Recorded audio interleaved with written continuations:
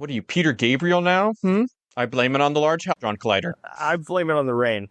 I blame it on Archie. I blame it on the bossa nova. Gentlemen, let's broaden our minds. Are they in the proper approach pattern for today? Negative. Hold weapons! Now! Charge the lightning field.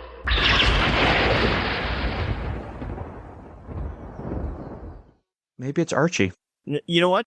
That's actually a very good point, because it's true. Somehow, they managed to keep their integrity, in fact, up their integrity, though it's a completely ubiquitous property that, in most people's minds, is stuck in a specific era, but has reinvented itself and turned out to be quite lucrative and innovative. And inclusive? And inclusive early on. Today, if you haven't figured it out, we're talking about Archie Comics. And that weirdness, that inclusivity, innovation is why it's a fascinating thing.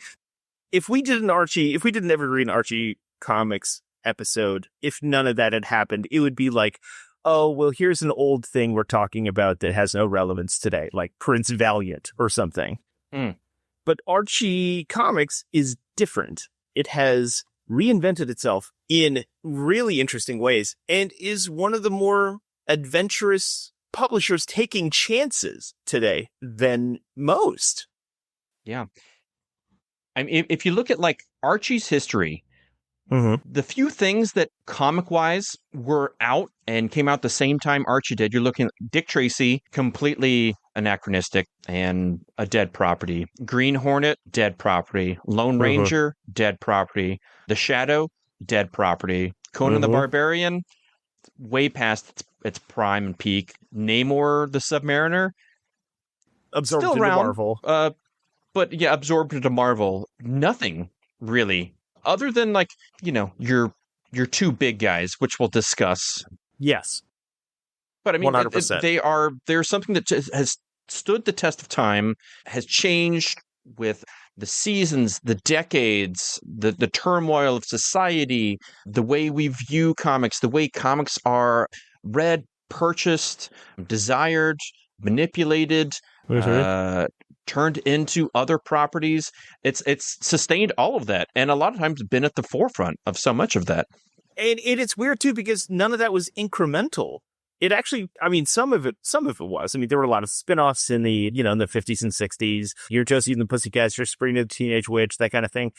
But most of its staying power today is because it did a monumental change in the early 21st century, which normally for a property like that would spell its doom. Like Chuck E. Cheese today. Certain things that have been around for a long time that suddenly change their format because they think they're changing with the times and then they ruin it. Archie managed to make it work. And not just make it work, succeed in a way more than it did so before. It found an audience, lucrative. But let's go back to the beginning for a second. Before we get into that, let's go back all the way back to the beginning. I'd like to frame this with an interesting anecdote here. An excerpt from a Newsweek article from issue 272 in 1998. Quote, All-American Romance. And just follow along with me here. In 1938's Love Finds Andy Hardy, the wholesome American hero, played by 18-year-old Hollywood veteran Mickey Rooney, enjoys the attentions of two new girlfriends, played by Lana Turner and Judy Garland. That's a real Sophie's choice there, isn't it? The wildly popular series of 15 movies, I think it's 16 actually, technically, was recognized in 1942 with a special Oscar to MGM for achievement in representing the American way of life. Okay. They invented an Oscar for that? I mean, they invent Oscars for things all the time. They do. They're giving Tom Cruise one this coming year for, like, I don't know, sustaining and pioneering cinema in the past decade or whatever. So a lifetime achievement without saying we want to get rid of you. That's what that is. Because that's what a Lifetime Achievement Award is. It's like, thanks for your cooperation. On the way out the door you go. Well, it's also like, hey, like a Sidney Poitier. I think that's like the perfect lifetime achievement. It's like, hey, here's a guy who was like a fantastic actor in many great films and roles, meant so much to not only film, but society, and really like had Yeah. an effect on humanity as a whole. This is an award for you to recognize you and what you meant, as opposed to like, hey, remember when cinema was down and you made Top Gun and the Mission Impossible films and you want to make big blockbuster stuff and you're always out there? Hey, here's an award for you. Thanks, buddy. Yeah, that's one of those like, well, who's somebody popular that hasn't gotten an award in a while because we need to keep ratings up or keep happy? Yeah. Or that hasn't like tried to quote act Oh, yeah. in a long time. As much as we talk about the obvious fantasy nostalgia of the 1950s post-war America, which is often in the zeitgeist represented by Leave It to Beaver or The Andy Griffith Show, the archetype really right has off its the dome. origins. What? No, I'd like those were literally the things I was going to say. Like those are like Okay. the standard go-tos, you know? Yeah. I mean, other than just citing Norman Rockwell, what else is there? You know what I mean? Like, those are the big ones, right? In today's society. But this archetype really has its origin in the 16 film series. And by film, I'm being generous, featuring Andy Hardy, obviously played by Mickey Rooney. Not obvious because, like, he was in everything, but because I mentioned it before. It was a world that portrayed an idyllic American city called Carville. Possibly in Idaho, I think, which is what they kind of imply in the first one of those, which was wholesome, innocent, heteronormative, chauvinistic, and effectively void of people of color. Not completely, but of those who do exist, only one black character has any semblance of agency, working as a mechanic at a local garage. It's also shockingly devoid of the effects of the Depression, the Dust Bowl, and World War II. And considering when those movies came out, that is bizarre. Also, though, same deal as people of color. World War II is briefly touched on in the form of sporadic glimpses of Rooney in a military uniform, but the narrative still remained remarkably sanitary of the cultural impacts of that current day's events. If you set something in the Great Plains or the Midwest during those those years between 38 and basically like 46 when they stopped coming out, it's like there's a lot of things changed that defined America in the 20th century, and they don't deal with them at all.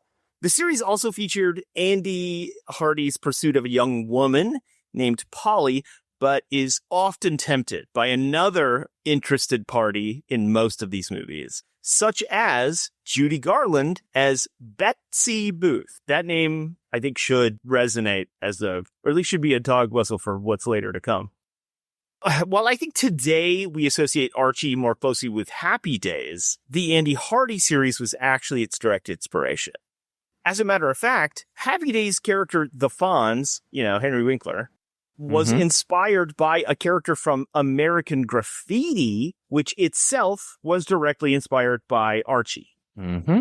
So while it's easy for us to look backward and think it's more like Happy Days only exists really because of Archie. Archie's the definitive precursor, as opposed to a side effect. Right. And the Andy Hardy series was you know what it is? And it's funny because it involves a lot of the same people. The direct precursor to Star Wars was Flash Gordon and Buck Rogers. George Lucas, who also did American Graffiti, inspired Happy Days because of a direct influence by Archie Comics. Thankfully, we're not going to touch on Howard the Duck. We're not going to even... That's a horse of a different color. No, it shall never be touched upon. No ducks shall be fucked. We do not have the time nor inclination. Nope. So Archie Comics began as MLJ magazines in 1939, ironically publishing mostly superhero stories. It wasn't until Pep Comics number 22 in December 1941 that Archie Andrews made his first appearance. Famously, that was the only important thing that happened in December 1941. Wait, was there some? No, nothing's coming to mind. I can't think of anything. Oh, they were supposed to... In Congress, they were supposed to vote on the creation of a new state, the state of Jefferson, December 8th, 1941. But there was something else that happened right before that. That kept that from happening. I don't know. I'm unaware of this Jefferson thing. Well, are you being serious? Yeah, I really don't know. Oh, so where I used to live in Oregon, a certain part of Northern California and Southern Oregon, I hated all those crazy liberals. Oh, this is the thing we talked about last week. Yes. Never mind. Okay. Yes. But something happened. What was it? It may have been Archie. It was probably Archie. It's probably Archie. I mean, that's what, whenever something happens in history, I say, it's probably Archie. He was the second shooter on the grassy knoll. It's probably Archie. Yeah, he faked the moon landing, obviously. It's probably Archie. It's probably Archie is now our new t-shirt. Predator, probably Archie. The popularity of Andy Hardy specifically, having put what would later be known in pop culture as the teenager, which is something we've talked about before, putting that front and center for young audiences, Archie immediately was a hit and was given his own feature series a year later. So the Archie Menagerie, as I like to call it, I just made that up right now, was originally created by publisher John L. Goldwater, artist Bob Montana, sounds made up, and writer Vic Bloom. Fun bit of history. Maurice Coyne, Louis Silbercleat, and John Goldwater, they formed MLJ. Not MLK. Or at least the MLJ files. They did recently. Weapons of mass distraction. That's what that is. They started publishing in September 1939. So the company, I mean, if you haven't figured it out, was derived from the initials of each of their names. It's based off our names. Now, here's the interesting part. Coyne served as MLJ's bookkeeper and CFO. That was his role. Silbercleat had a degree from St. John's University, a law degree from New York Law School, and was a licensed and registered pharmacist. And he chose to publish comic books. Yeah, no, that makes sense. Yeah, I mean, it's the next logical step, right? Knowing both lawyers and pharmacists? No, that makes sense. Yeah, I get it. You do know both, actually. So his role at the company was the business side, printing, the actual logistics, distribution, that kind of thing. John Goldwater was editor-in-chief, the, Stanley, Bob Harris role or whatever, Jim Shooter. Goldwater, and here's what gets weird and fun, Goldwater would go on to be one of the founders of the Comics Magazine Association of America, also known as... or best known for their creation of the Syndicate, the Comics Code Authority.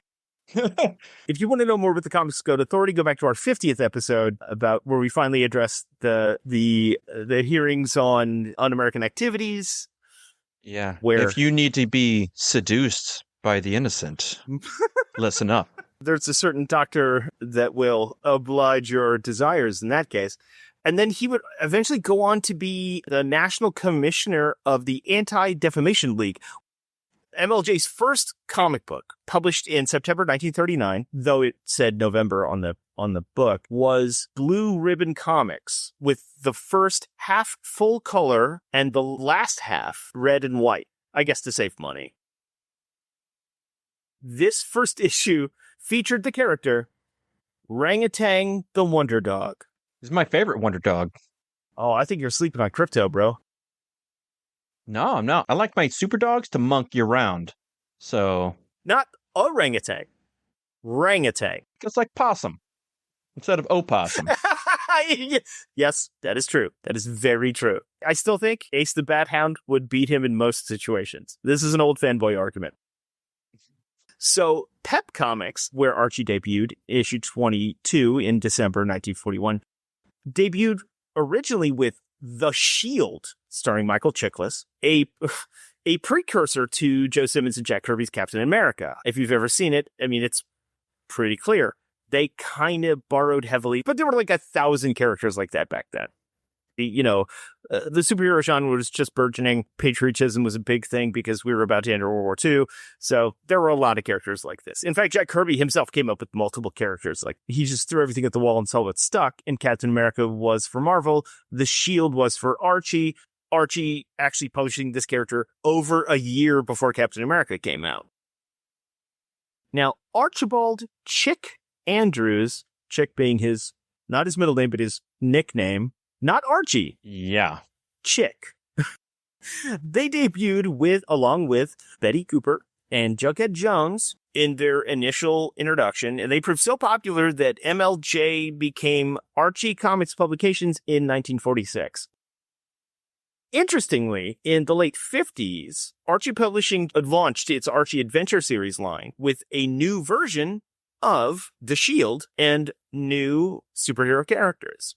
And I say that because that is not the last time those characters are going to appear. Correct. But before that happened, in 42 is when they truly continued to draw inspiration from those Andy Hardy films. Archie, Betty, and Veronica became a love triangle. And that same year, Archie got his own book and was no longer just in Pep.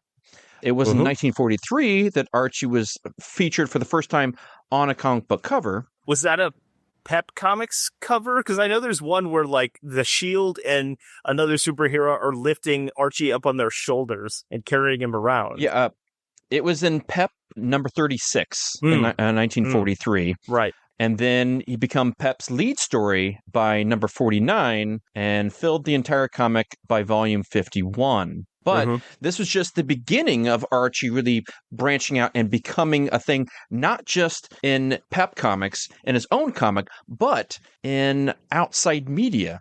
Oh, yeah. Because it was in 1943 that the radio show Archie Andrews ran on NBC Blue Network, before moving to Mutual in 1944 and then on to NBC Radio in 1945, where it ran until 1953. Which is a long time for that kind of thing. It really is. But this wasn't the only place where you'd see Archie or Archie-related things. Archie was becoming a legitimate character in pop culture, to the point where Katie Keene, a beauty queen that was introduced in 1945, she became a popular pinup girl with the GIs fighting overseas and was put on many of their planes. People forget about her now, but she was just as popular as Betty Boop was, who was treated similarly, but is no longer remembered. Well, I mean, Katie Kane's no longer remembered. She was touted by the publisher as, quote, America's queen of pinups and fashions. Yeah, it worked. She was like Millie the Model, the Marvel version of that came out, that Tim Gunn later went on to write for Marvel. Yeah, Millie shows up I'm pretty sure she shows up in the Archie meets Punisher comic. Oh, what a great crossover. They make distinct references to Millie and, what was the other? There's another one that Marvel had around the same time, but I'm pretty sure they both show up in Riverdale. Wasn't Dazzler for a second a model? Or was she just a but I mean, we're talking star? Like in the 50s, late 50s, early 60s, like those romance-esque comics for girls. Oh, yes. That they put out, which kind of Millie was a bit of a part of that, so. Pre-Prez, the first teenager president, yeah. Yeah. Which is something we should totally do sometime. Yeah. Prez. Could never sell a single Prez comic in my many years slinging the funny books. It was by 1946 that Archie was so popular that the company, MLJ, changed their name to Archie Comics Publication Incorporated. Yep. Goldwater said of Archie to the New York Times in 1973, quote, he's basically a square, but in my opinion, the squares are the backbone of America. This is great. Yeah, it's fun. Okay, so the Archie Pantheon, which would spawn countless spin-offs and other properties over multiple forms of media, like we just talked about, consisted of the titular Archie Andrews, Jughead Jones, the goofy comic relief, a la Screech from Saved by the Bell, if that helps you, Betty Cooper, Veronica Lodge, Reggie Mantle, Sabrina Spellman, a.k.a. the Teenage Witch, and the glamorous pop band Josie and the Pussycats. And also, as we mentioned, Katie Keene, America's queen of pinups and fashions. Of course, these weren't the only characters. There were many other characters involved as the years go along, because, like, how are you just going to have that certain set of characters, especially when they have their own spinoffs and for 80 years, and doesn't really make any sense. A fun tidbit, skipping it just a second, but it doesn't really matter. We'll go back to the actual chronology. In February 1962, in an issue of publisher Harvey Kurtzman's Help! Magazine, featured a parody of Archie characters in its Goodman Beaver story called Goodman Goes to Playboy. It was illustrated by Will Elder. This is all stuff that nobody remembers. This is, 60s sort of random published, comic zines at the time. The publisher, Jim Warren, received a letter on December 6th, 1961. Wow, it's so close to the... Anyway, accusing Help of copyright infringement and demanding the removal of the issue from newsstands. Warren was unable to do so because how are you going to do that? You just had newsies delivering magazines to newsstands. Were they dancing at the time? There was, yes, Christian Bale was there. There was no infrastructure to be able to, take them off the shelves. And besides, what third-party seller is going to want to do that? It really couldn't have been enforced. You'd have to hire, the Pinkertons to go do that. It's fucking ridiculous. So Warren agreed to settle out of court because the other wasn't feasible. That way, he also didn't have to go through a whole lawsuit process. That's kind of something we were hinting at earlier when we were talking about other stuff. So Warren paid Archie Comics $1,000 and then ran an apology notice in the next issue of Help. But then the story was reprinted in the book collection Executive Comic Book, which I'm very curious about that now. Can we read that while watching Executive Koala? I tried to do so while watching Executive Decision. Man, that's... Funny enough, Stephen King, not Stephen King, Stephen Seagal dies in both. Oh, just like my dreams. Good. Yeah, it's just like if there's justice in the world. Yeah, so they did the Executive Comic Book printing came out, and Elder modified the appearance of the characters so they didn't look like the Archie characters anymore. But then Archie Comics went back and were like, nope, it still looks too much like him. And they threatened another lawsuit. So then they settled out of court again by handing over the copyright to the story they had written. And then Archie held on to the copyright of that story and refused to allow it to be published by anybody. A request from a guy named Dennis Kitchen in 1983 asked to get the rights back to publish it in a reprint collection of Goodman Beaver, but he was turned down. It wasn't until the Comics Journal figured out that Archie Comics had allowed the copyright on that specific story to expire that they just went ahead and reprinted it in the Comics Journal number 262 in September 2004, which you can actually get today free as a PDF on the Comics Journal website. But that's how weird and litigious they were. And if you want to talk about how weird it gets, in the 1970s and 1980s, and we'll come back to more of the chronology of this of the thing, but I want to point out how weird they got in this era while still being so traditional and buttoned down. In the 1970s and 80s, Spire Christian Comics was a line of comics by Fleming H. Revel. They obtained a license to feature the Archie characters in several of their publications, including, Archie's Sunshine, SONSHINE, Archie's Roller Coaster, Archie's Family Album, and Archie's Parables, which would be more entertaining if he was actually Archie became a prophet and was actually doing some sort of scribe who was actually doing parables, like Aesop. I would be interested in that. Praise be to the Archie. It'd be more entertaining.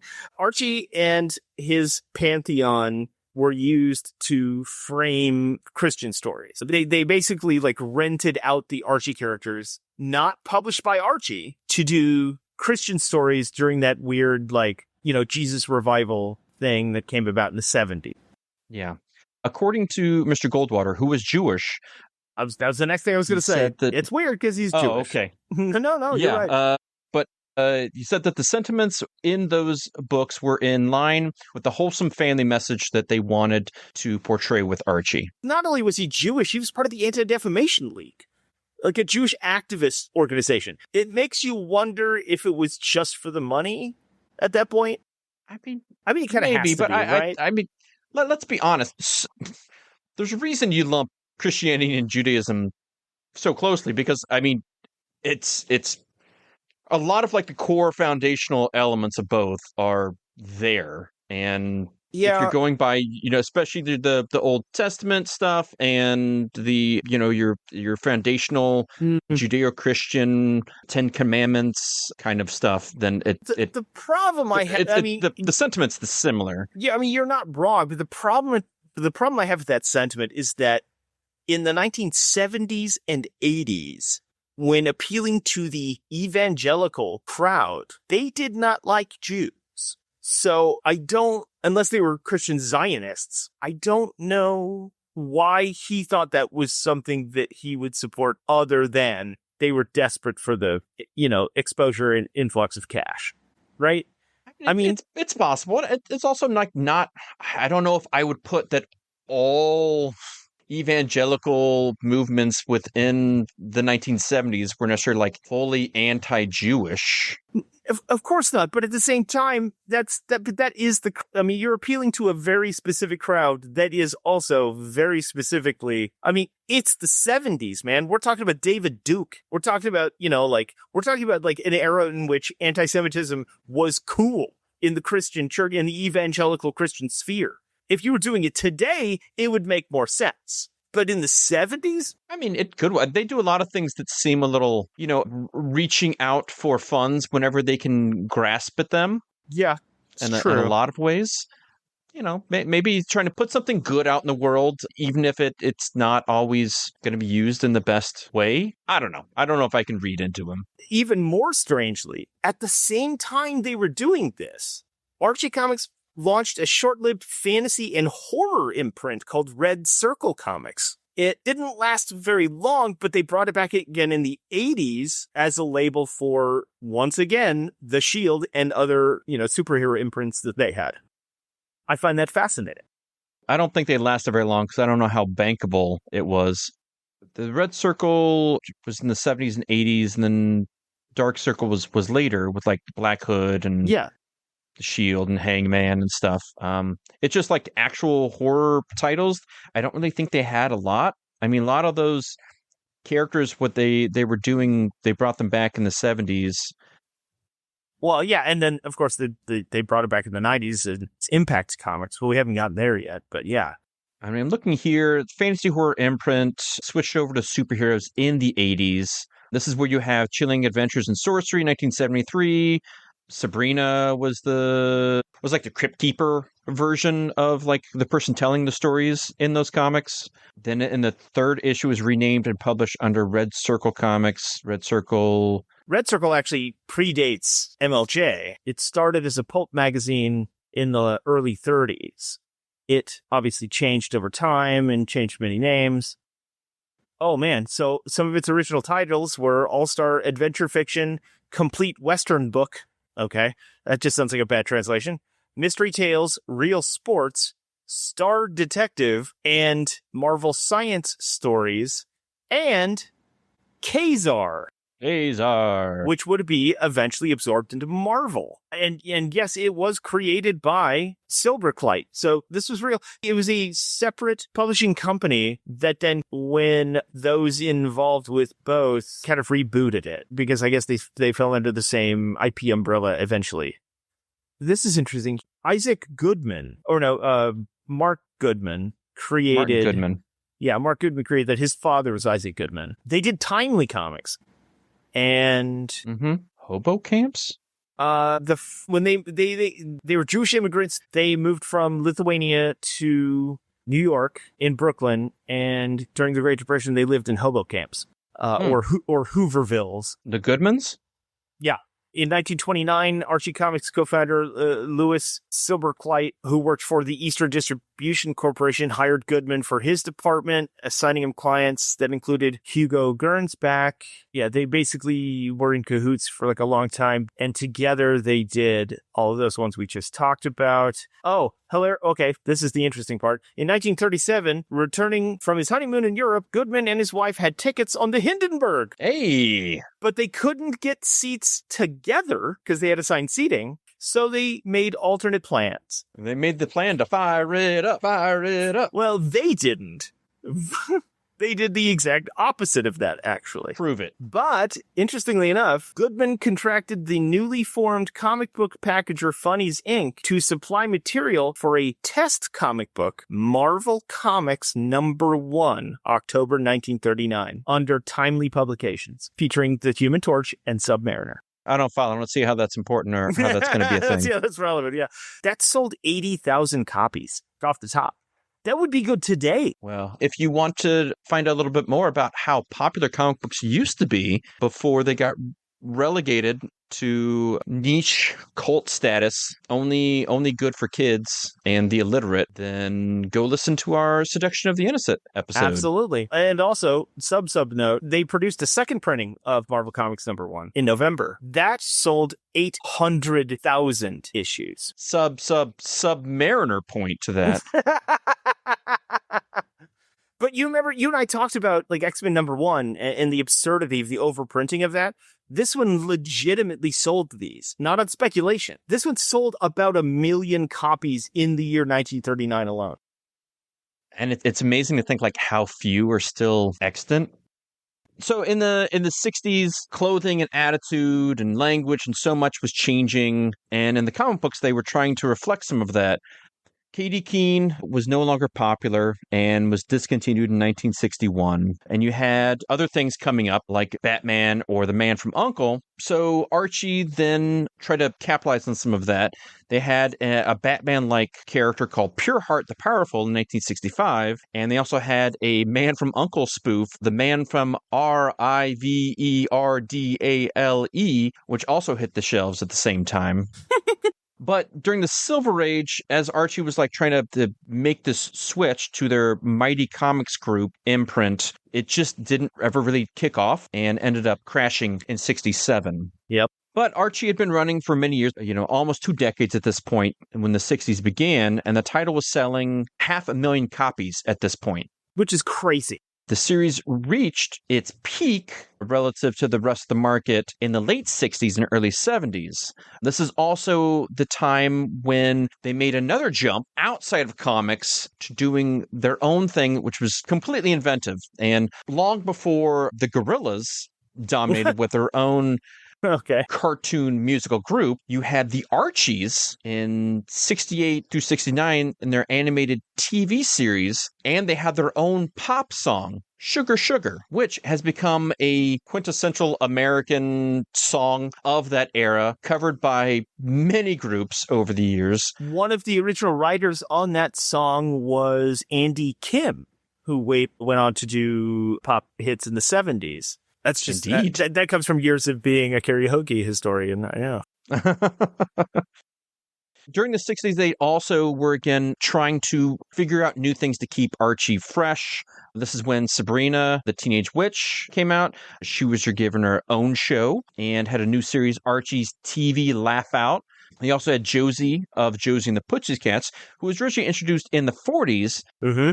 Receiving little attention at the time, but then she donned a cat suit and started a girl band called Josie and the Pussycats in 69. Mm-hmm. The impact of the Beatles on culture, essentially. The Beatles Indeed. Really changed a lot of stuff. They would both have their own TV shows. The Sabrina one produced by Filmation, and the latter one of the Josie and the Pussycats done by Hanna-Barbera. Mm-hmm. But each would make bigger splashes decades later. But I mean, this isn't unprecedented because the first non-comic media representation of Archie was in the early 40s as a radio drama. So they had been doing this from day one. They saw the cross-pollination. They saw throughout the decades how to multimedia their properties in ways long before Marvel or DC did. Well, I mean, DC did it a lot because they had a lot of those early Batman and Superman movies or whatever, serials. But still, arguably more successfully than Marvel and DC at that point. And Marvel had the Captain America serials as well. And you had like, the Shadow and the Phantom and Dick Tracy. They had their own radio shows. Mm-hmm. So I'm sure is what kind of Archie was jumping on. But those were all, crime stories, supernatural sci-fi stories. The Lone Ranger, was like Western stories and you had superhero stories. But Archie had none of that. Mm-hmm. Archie was just like a wholesome kind of family drama, but focused on teenagers. So to think that they had their own shows. Teenagers weren't even an idea yet. It wasn't until post-war America in the 50s where teenagers were really a concept. This was like, it appealed to young people. Because like Archie was never even like referred to as a teenager until later. And we've talked about that before. We talked about it in a lot of our horror series and things like that. Mm-hmm. Teenagers are always the center of early horror and, still today horror. So they remained a top-selling comic for many years into the 70s, even beating the sales of Superman and Batman and other superheroes in 1973. But by 1974, Amazing Spider-Man and Superman both surpassed Archie Comics. During the distribution tumult of the 1970s, Archie began focusing more on a new format, that of digests. This is an important part of comics history. Yeah. Man, I can't even reference like a TV guide because those things don't exist anymore. Or Reader's Digest. Or Reader's Digest, yeah.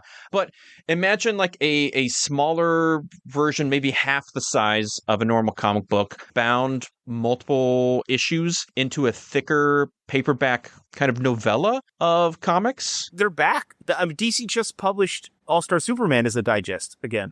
Well, their digest versions aren't quite the same as these digest versions. They're smaller, but they're not like hand size, where like this is. That's still like, it's a smaller version, but I mean, you did have in the late 90s, early 2000s, Marvel did some digest comics, but that didn't last long. DC did have, and still does do, smaller digest-sized issues that are designed only for kids, which is where Archie led the way here. So they began focusing on making digests and helped create a market to work with Comics Magazines Association of America to establish grocery store counter dumps and magazine rack stands so they could be sold both in grocery stores, in convenience stores, in bookstores. And in 1977, the same year that Archie fell out of the top 10, its sales were surpassed by Archie Comics Digest. That's insane that they were still in the conversation in top 10, even in the 70s.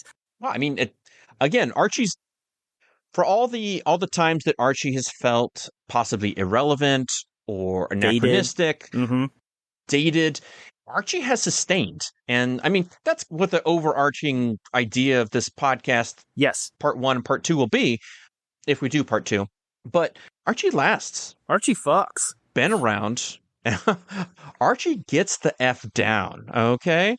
An Archie boy will survive. Yeah, it was in 1980 that Betty and Veronica finally surpassed Archie sales, and in 1982, where the title's frequency was reduced from monthly to bi-monthly. See, that's how crazy it is. Think about that in context. During the 1970s, you had DC putting out comics like Superman's girlfriend Lois Lane and Superman's pal Jimmy Olsen as side comics, right? There is no way in hell those would ever have outsold Superman, which was a relatively well-selling comic at that point. Archie and its spin-offs are outselling all of those. It also speaks to the thing, we call it Archie Comics, but really this is like, Archie is a part of a group. Archie really isn't anything without Jughead. Archie isn't anything without Betty and Veronica. True. And these are characters that are big enough and fleshed out enough to lead their own lines that become more popular than Archie himself. It's really the Riverdale gang is what sells and moves these books and has sustained over its 80 plus years. Mm-hmm. I mean, it is the classic sort of ensemble. It's popular in the same way that the Star Trek Bridge Crew is popular, or the cast of 90210, or like the cast of Buffy, which is, I think it's probably its closest equivalent. You know, it's this ensemble group that makes up more than the sum of its parts and somehow endures for so long. Even though when you and I were kids, Archie was a joke. It was an afterthought. To the extent in which, like, we existed during the death of Saturday morning comic strips or Sunday morning comic strips. And those were super ubiquitous, and those were things that everybody knew. But they died. Archie never did. Archie planned to publish superheroes again in the 80s with the Spectrum Comics imprint, which had, apparently they had hired a bunch of high status artists who were, I'm sure, were really upset with Marvel and DC in the way they were treated. But that whole thing collapsed before it ever published a single issue.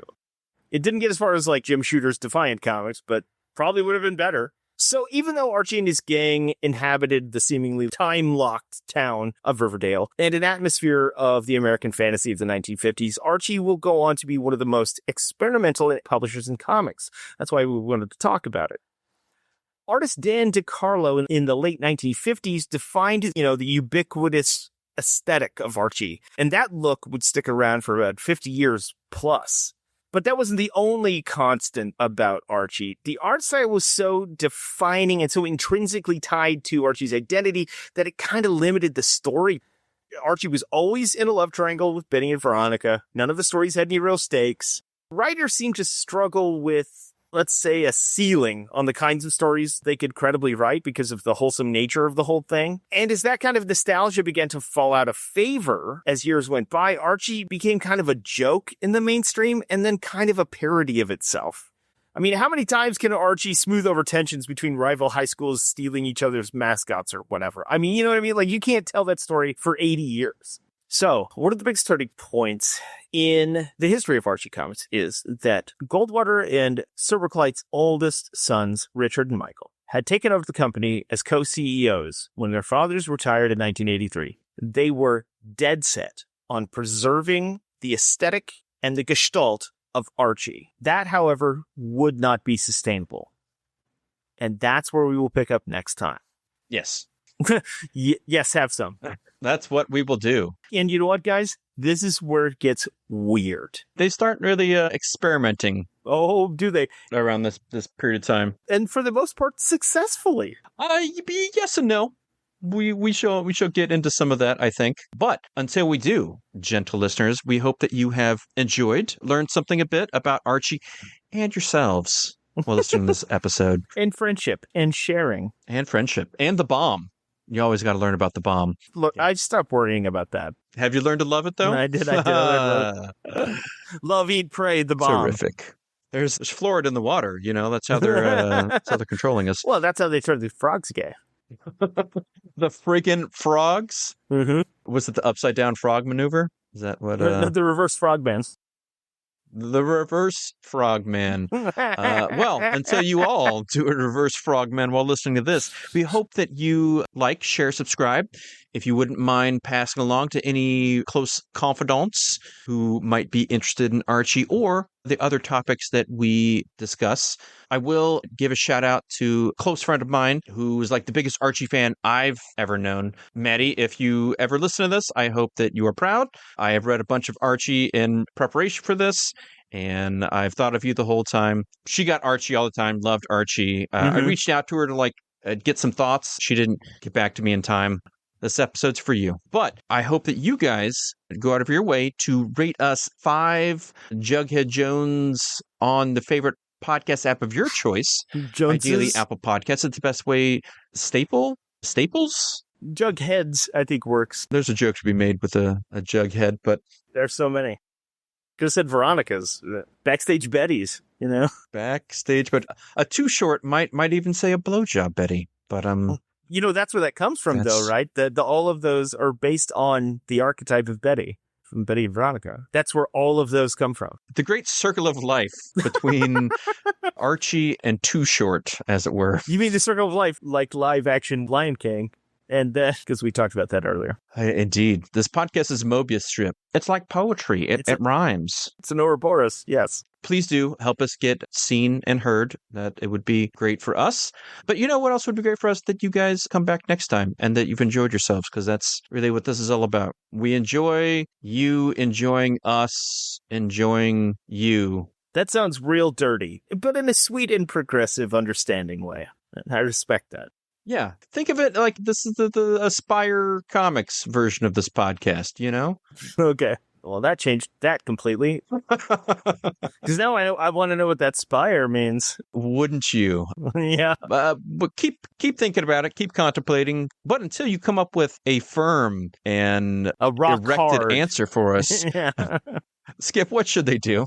They should definitely make sure their spires are erect. They should then clean up after themselves to some sort of reasonable degree. Make sure they have tipped their waitstaff, their KJs, their DJs, their podcasters. Their jizz moppers, their fluffers. Always to tip the fluffer. Their crisis doulas, their midwives. Their psychic dolphins. Their talking dolphins from Sequest and Johnny Mnemonic. Their molested dolphins from, well, we know what that's from. That's yeah. Yeah, we know what covered that as well. We have talked about that. They're suicide dolphins from World War II, and make sure that they have supported the local comic shops and retailers. And all that being said, we would like to say Godspeed for Wizards. Silence. It's golden. So the silence is deafening. Please, go away.